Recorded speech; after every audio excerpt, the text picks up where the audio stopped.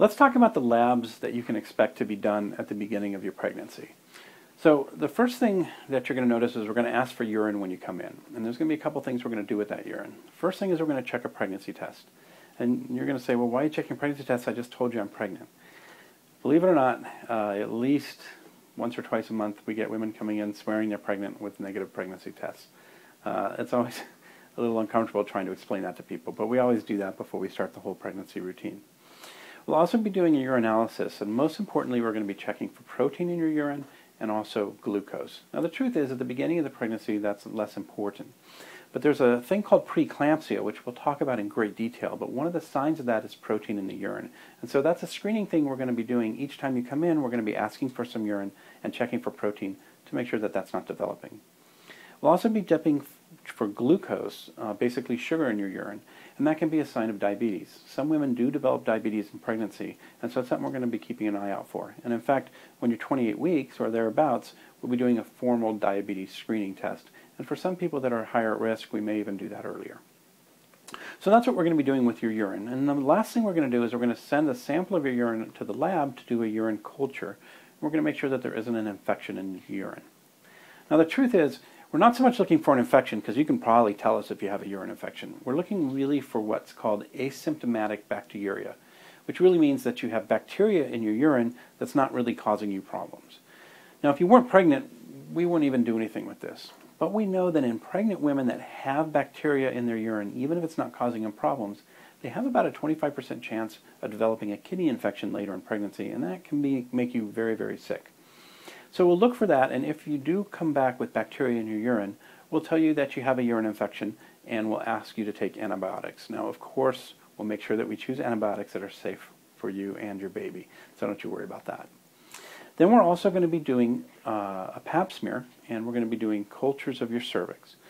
Basically, the Pap smear is just like any other Pap smear, and the idea is that unless you've had a Pap smear very recently, it sort of sets your clock. So now we're checking, because we know that it's going to be 9 months to a year before we're really able to do, another Pap smear. We'll be doing cultures of your cervix, and basically we're looking for gonorrhea and chlamydia. Now I know that can be kind of insulting, but believe me, we do that to everyone. When my wife was pregnant, I checked her for gonorrhea and chlamydia as well.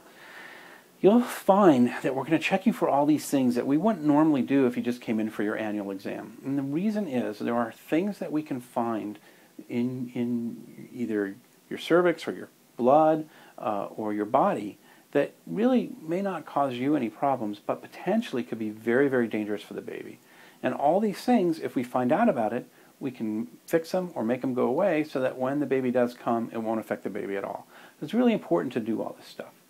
So gonorrhea and chlamydia, if you've got an infection like that on your cervix, we certainly want to get that cleared up before you deliver the baby so that the baby doesn't get a bad infection right after it's born. Now we're also going to be doing a big blood panel. The things we're going to be checking is what's called a CBC, or a blood count. And most importantly, we're going to be looking at your hemoglobin or hematocrit. And that's really a measure of how much blood you have in your body.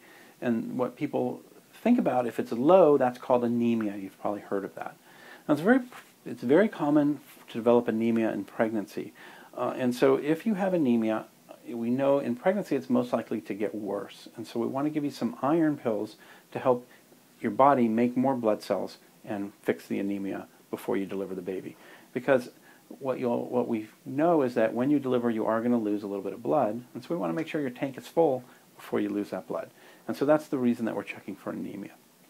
We're also going to be checking for certain infections. Again, these are infections that you may not know you have, but if we find out about them, there's interventions we can do to help protect the baby. HIV is one of them, and we know that if you are HIV positive and don't know it and don't get treatment, there's about a 30% chance that your baby is going to get HIV. If, however, you're HIV positive and we find out and we treat you appropriately, that percentage goes way, way down, less than 5%, and some people even say only like 1 to 2% transmission rate. So that makes a huge difference.